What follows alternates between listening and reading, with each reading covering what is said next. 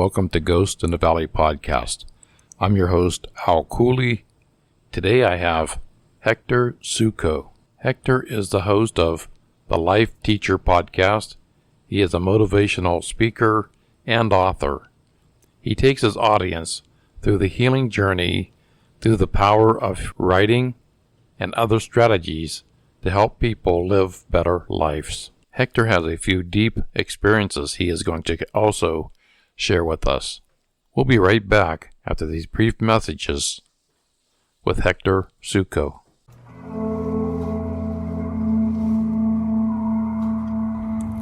Hey guys, this is Vanessa. My podcast is Life Paranormal with me. Listen as I serve you all things spirit, paranormal, and unexplained. Join me every other Saturday as my guest host and I recount our own experiences that will perplex and utterly terrify you. Life Paranormal with me is available on all major platforms such as Anchor, Spotify, Apple Podcasts, and many more. Join the Lifer fam by following me on Twitter at VLifeParanormal. Follow, like, subscribe, and hit that notification button so you can always catch a ride on the spooky vibe. Today I have Hector Suco. He is the host of the Life Teacher podcast and also Reflections with Hector and Lucy podcast. Welcome, Hector. Hi, Al. Nice to be here. Yeah, and you have some stories to share with us in a bit on the paranormal. You say a few deep diving experiences. But before we get into that, you do have the two podcasts I just mentioned, the Life Teacher podcast. And in the one episode I listened to today was the Overcoming the Adversity with Amber Rose. And the other one was Miami-Dade County, A Teacher's Worth. I really like that one too. And I want to give you props for, being in the teaching profession. And sometimes teachers just don't get the props that they deserve, more times than not. So, congrats on that, especially in Wade County with all the viruses going on, the coronavirus. Yes, it's a challenge and we're getting through it. So are you currently still teaching? Yes. This year I'm teaching science. In the high school? Middle school. And what is the Life Teachers podcast basically about? As a motivational speaker, I bring stories to the audience that help them realize that they are more than what they think they are, that you can follow your dreams. And my goal is to interview as many people as possible that have followed their dreams and are living the life that they want.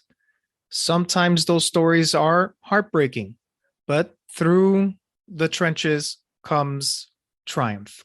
And it has changed my life. These interviews that I am conducting have changed my life. I love hearing these stories of people overcoming adversity like Amber Rose. Yeah, Amber Rose, that was very interesting, with the LGBTQ, community. I learned a lot off that episode. You're not born like you were, like the podcast, like the episode was saying, what do you do if you're a male living in a male's body, but you're really, you're a female, vice versa. And I thought that was really, that was well put together. I haven't got to the other episodes yet, but I was just intrigued on the way those two episodes, how different they were, but somehow you get to like the same message, you know what I'm saying? Where, for the positive, being positive. Exactly. I thought, it was really great with Amber Rose. I really did. And I forget the teacher's name, that the Teacher's Worth. Yes, his name is Johnny Burkowski. Reflections with Hector and Lucy. What's that one about? That's a podcast that I started with my wife.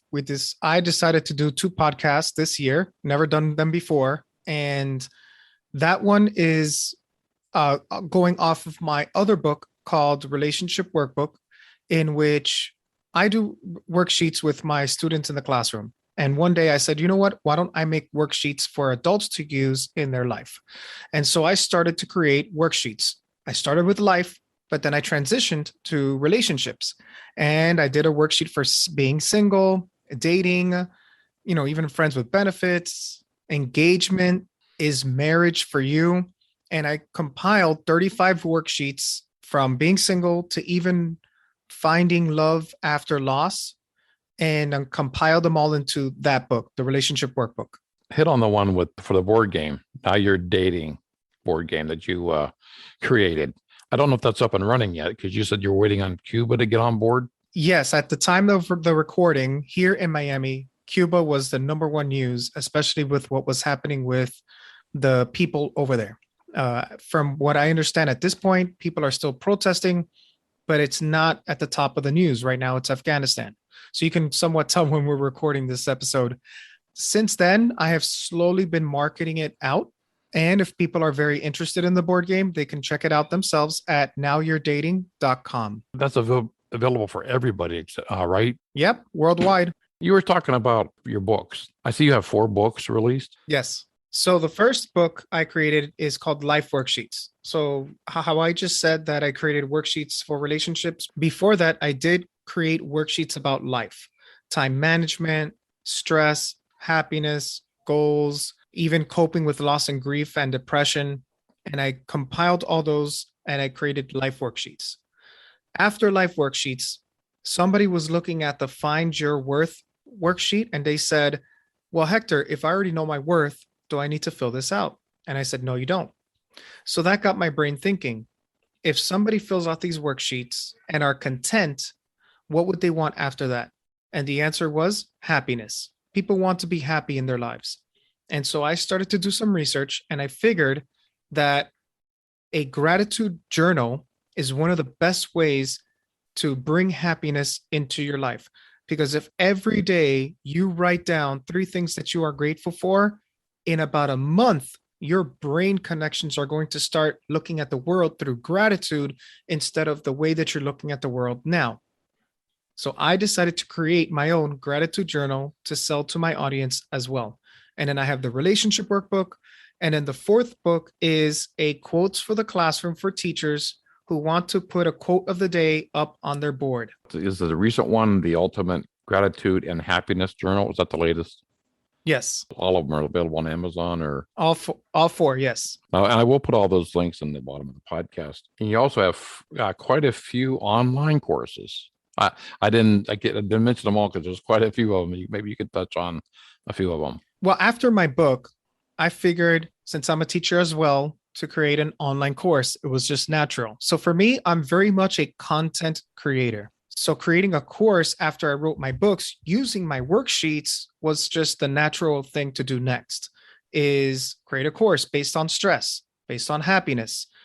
I even had a course right now, which is my bestseller, on coping with loss and grief. And yeah, those are a few of my courses that I have on Udemy. Well, I had a question on the board game. Is that like a dating app? An app has been brought up as a possible way to get this game into more people's hands because the statistics are out there, right? Teenagers, people in their 20s spend more time on their phones than they do a board game. As of right now, the idea for this was to keep it as a board game. And if it's sold enough, then we can look at other avenues. Do I create the next thing, or is an app plausible at that point? So for right now, it's just a board game. The objective is that you're single and you're on step 1 and you see an attractive person and your job is to approach them. And how are you going to approach them? Well, the board gives you 3 options and then you pick one of the options and then you roll the dice to see that attractive person's response. And if you get rejected, you can re-roll. You have second chances in life, right? So you can re-roll. Be careful. Your opponents can sabotage you. And if you get rejected, that's part of the whole fun. It's really a game night, a party game where you just get together, have a few drinks with your friends, and you just make the most of it. So you're playing with people you know? Ideally, yes. It's for a game night. So I know that I've had a number of them throughout my life where you just ask a bunch of your friends to come over to your house and you play games, either Monopoly. Right now, and it was true 5-6 years ago, like the number one game you had at game night was Cards Against Humanity, right? If you don't know what that is, it's a game, very extremely raunchy, and you're just laughing it up with your friends. you have to have that type of humor. It's very dark. So only look it up if you like that kind of stuff. If you think you and your friends are going to get a kick out of it, take a look at it. You won't regret it. But I wanted to get something on that same party laughter side, not necessarily go all out like Cards Against Humanity, but something to bring people together, to have a few laughs, right? I mean, I could just imagine an alpha male coming up to the board game and saying, yeah, she's going to say yeah, and then rolls and then gets rejected, right? It's just, I think it's just going to be hilarious. And I really hope that I can market it to the right audience. I mean, it's not set up for married couples. Every objective in every game is different. So if the objective in Monopoly is you have $2,000 and your job is to take control of the board and bankrupt the other people. I don't have 2,000. That's not really an objective for me in real life, but I put myself in that situation to play the game. So in order to play my game, your objective is that you're single, whether you're married, actually dating someone, you're single, and your objective is to ask this person to be in an official relationship with you. Now we're going to get into the part you said you have some deep experiences. So a lot of the stories that I'm going to tell need context. So I'll set it up as much as I can and then go into what I felt and what I experienced at the time. Now, before I begin, I just need to say that this is my truth. Okay. This is my truth. So you can listen to the stories and say, whatever, or say that, oh no, he was just probably experiencing something else. But again, this is my truth. So here we go.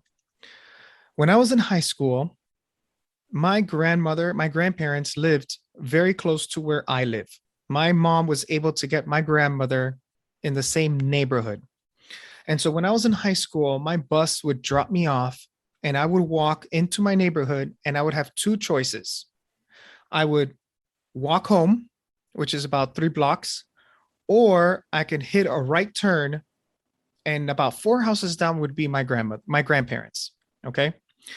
And whichever one happens to be the one that I chose that day, that was it. I would go to my grandmother, stay there, be with her, be with him, eat a snack, and then I would make my way to the 3 blocks and walk home later.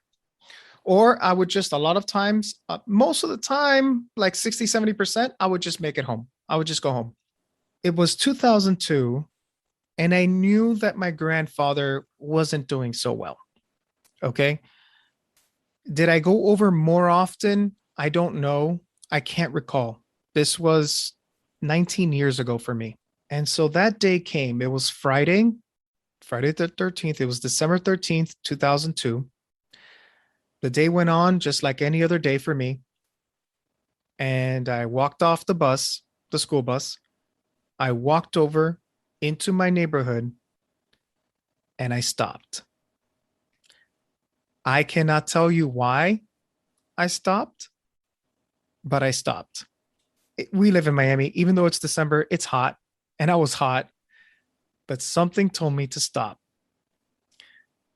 I literally did one of these things like Tom Hanks in the movie Castaway at the very end. Like he looks down one road and then looks down another road.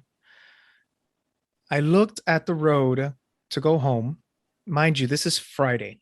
This is the weekend, right? And for a teenager, Friday, weekend, just want to go home, right?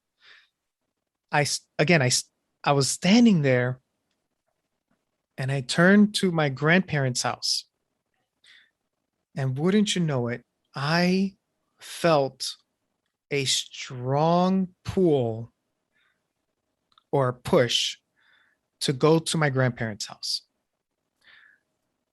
I have never been into ghosts or spirits or anything, but this push was real. I felt it. I felt it in my body. I felt it in my heart. I felt this thing, I would call it a spirit for now, say, go to your grandparents' house. They need you. Something to that effect, right? Obviously, I can't hear it. I can't hear it. And so I do. I go over to my grandparents' house.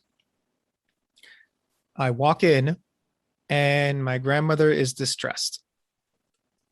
And I get on the phone with my mom, and she tells me, because I don't speak the same language as my grandmother, she spoke mainly French and I spoke English.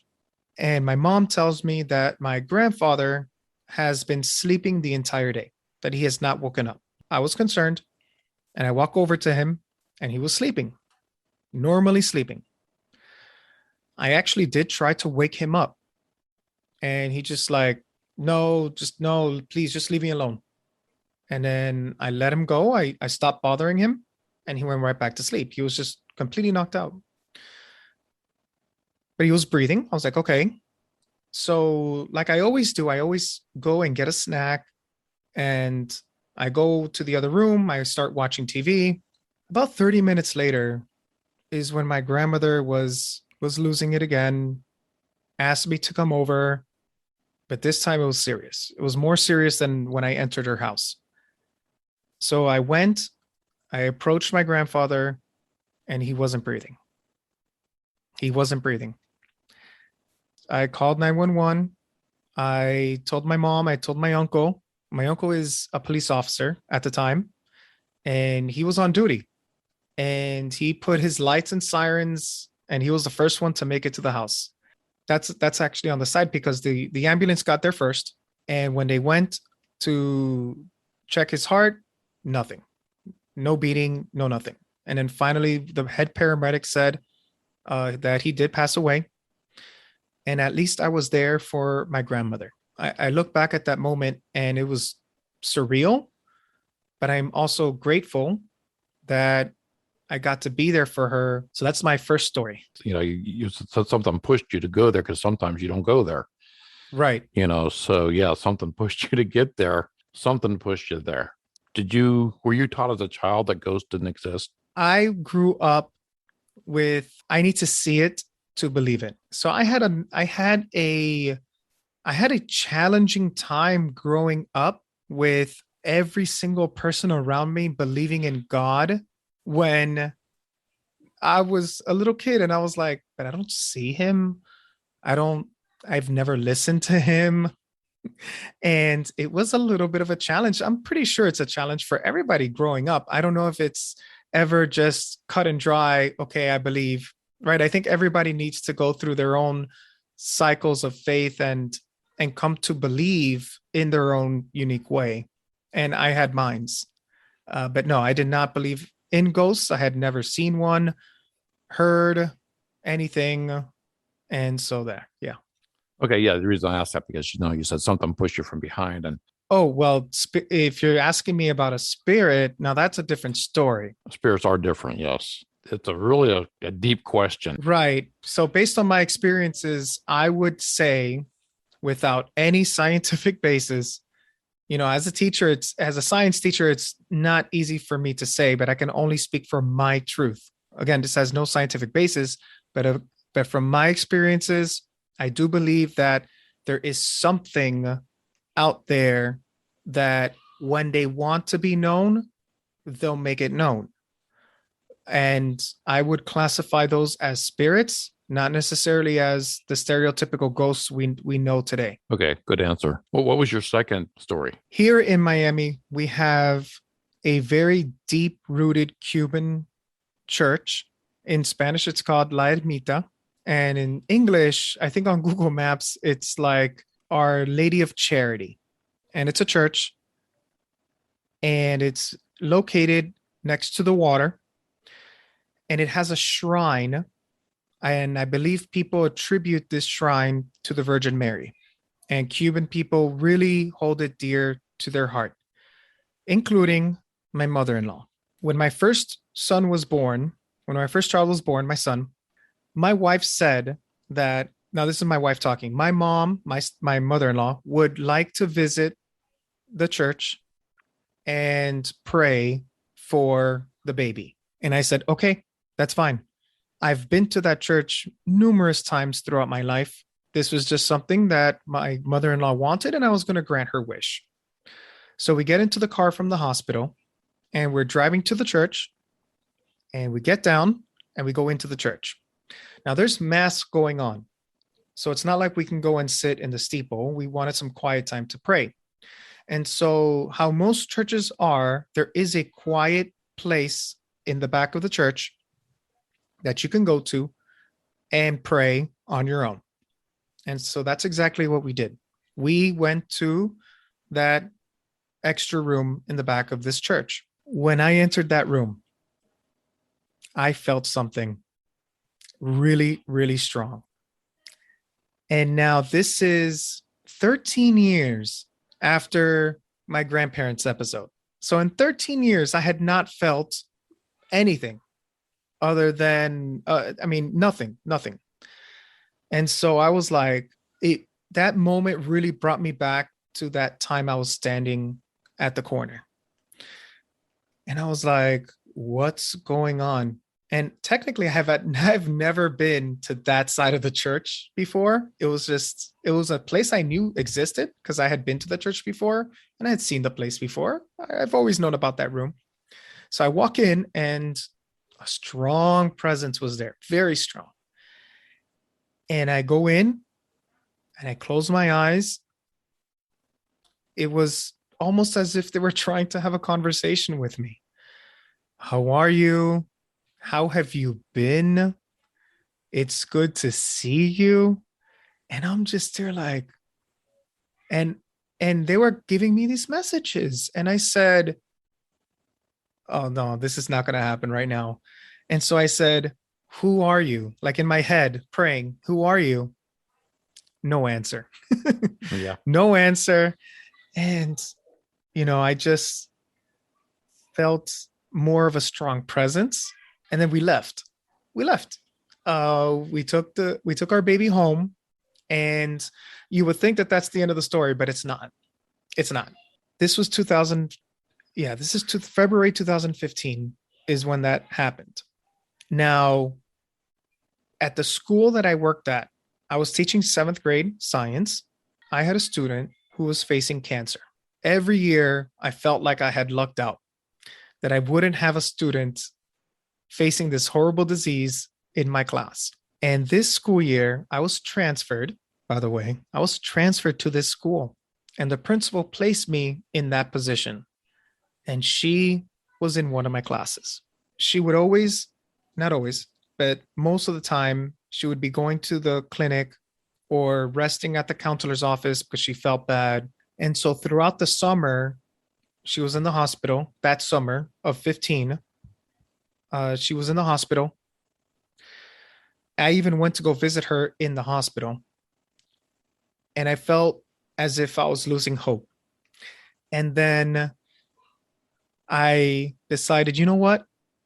I want to go to the church. I want to go to that room and I want to see if there's any answers for me from whatever it is. We can call it a spirit again. I'm leaning more towards my guardian angel, but I digress. I get to the church on a weekend. I go in, I sit, and wouldn't you know it, I feel the presence. And I said, I'm coming here to ask you a few questions. And I said, her name was Alexa, by the way. And I said,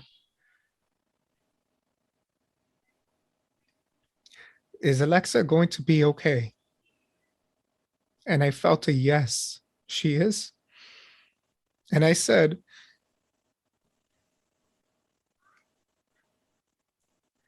in this life or the next?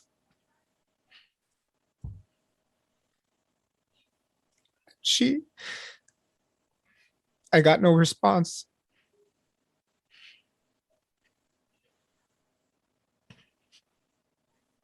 No response. And so, I shared this experience with my wife. And I know that there's just certain things I can't control. And so life goes on. I leave the church. And the next month is when I get the text message that she had passed away. I'm sorry about that.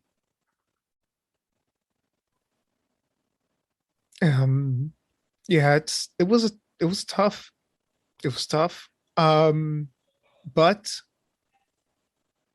I had never felt anything like that before in my life, ever.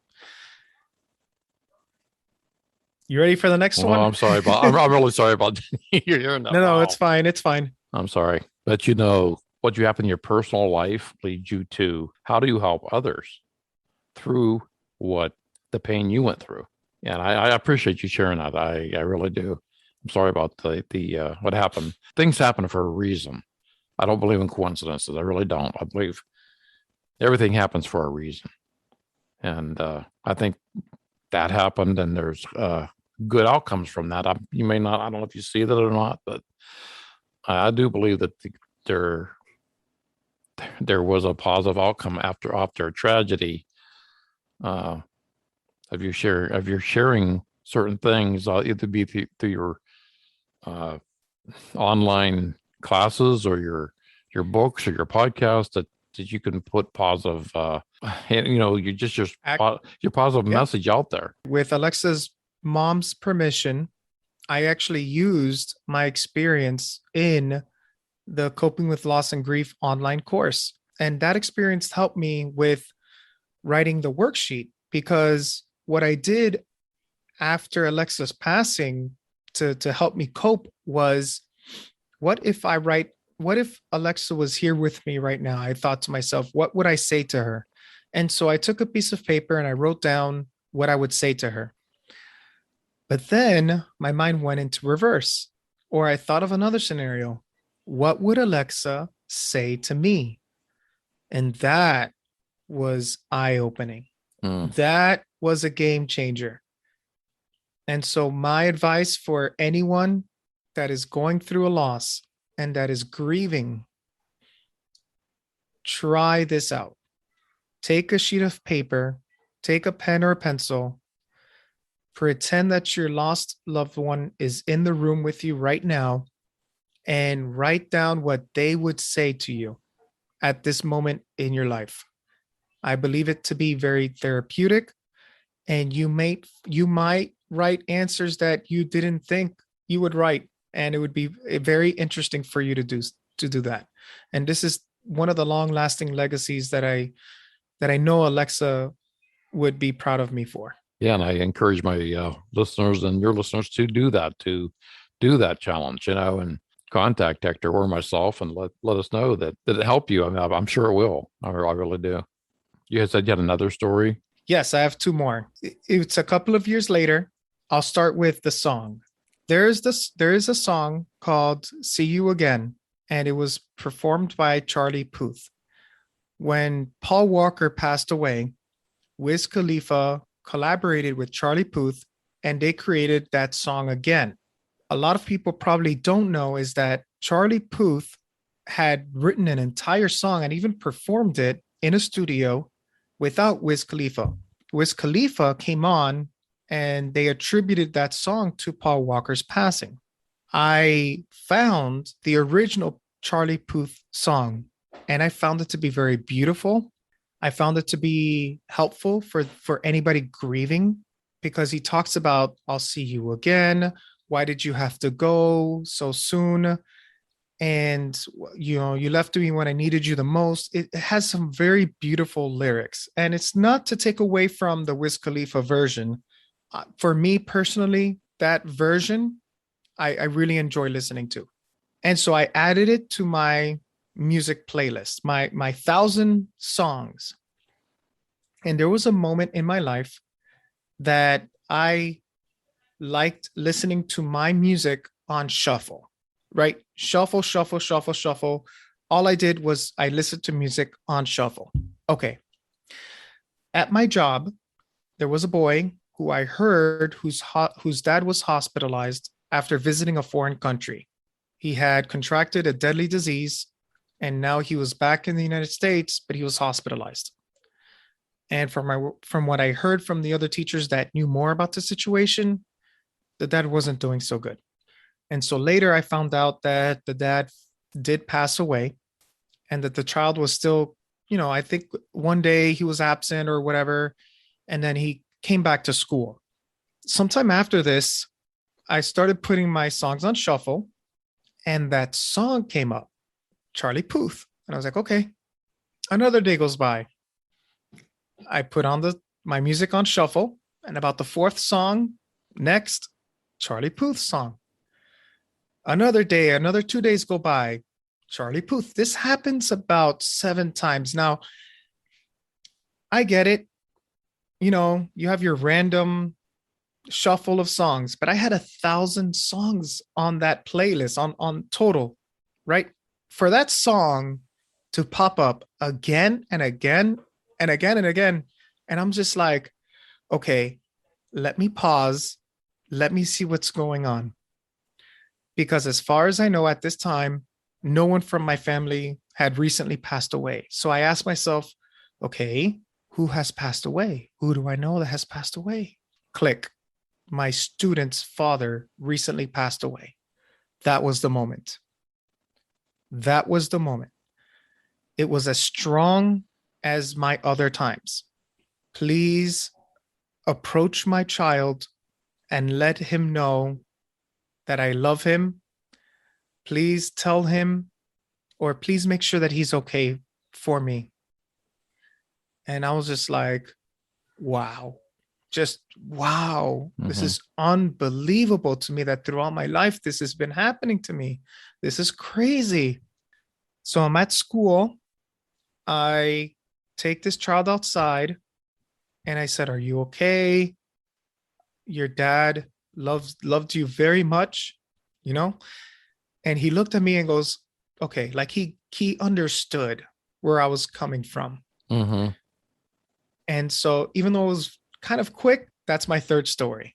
Yeah. Did you explain to him about the song? You know, about No. Okay. There's a line between teacher and student, and that is as far as I was willing to go, as far as my experience. And yeah, if his spirit really wanted to contact me, they succeeded. Right. Okay. You know, there again, I believe things happen for a reason, you know.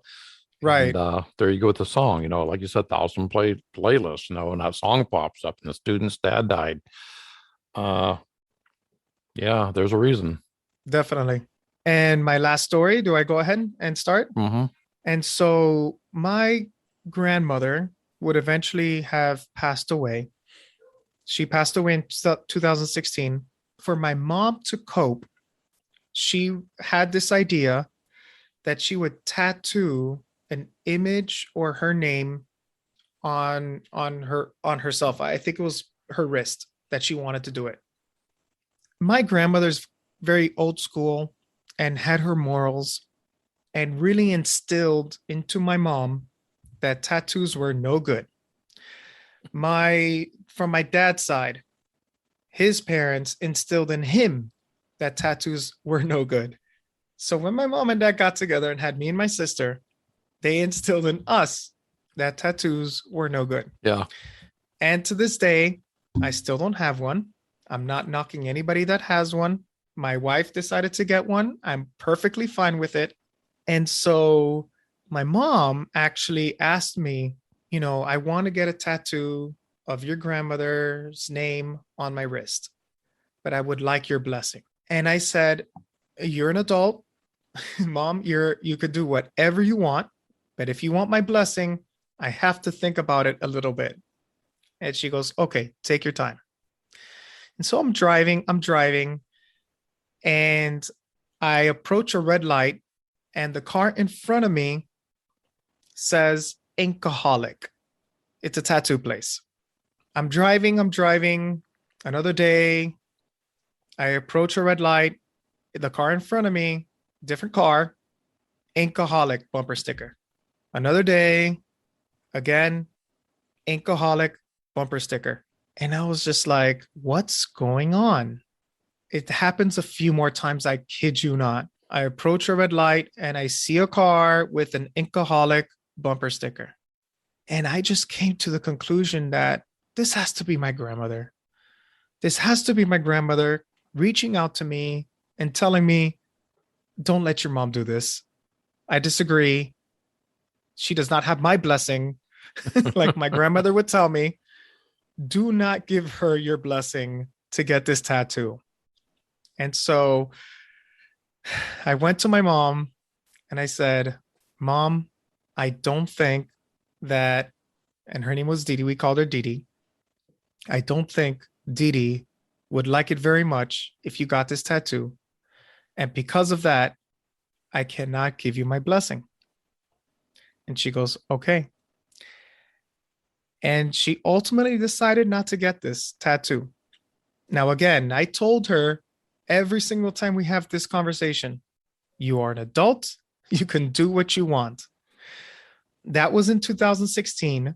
And I think in 2019, because it had been a slight point of contention, and I don't like that in any kind of relationship, I leaned over to my mom when we were at a gathering and I said, Mom, if you want to get this tattoo, this is like 3 years later. Mom, if you want to get this tattoo, you have my blessing. And to this day, 2021, she has not gotten it. But again, it goes to show that if spirits exist, they have a funny way of trying to communicate with us here on Earth. I do believe that. Yes. You know what's that's really been my pleasure having you on today and sharing your stories. HectorSuco.com, SUCO. It's my link tree that has every single one of my books.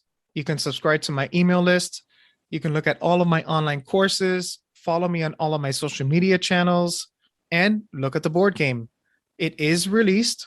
You can go in and purchase it if it looks very interesting to you. If you think you'll have a lot of fun with it, go ahead, purchase it for you and your friends and leave a review. And thank you. Thank you so much, Al, for having me on. Oh, you're more than welcome. Thank you for being here. Thank you, Hector Suco, for sharing your stories. And his links will be in the bottom of this podcast. And also, please go to Apple and rate and review Ghost in the Valley podcast, along with the Life Teacher podcast. I would greatly appreciate that. We'll see you in 2 weeks with another great episode on Ghosts in the Valley.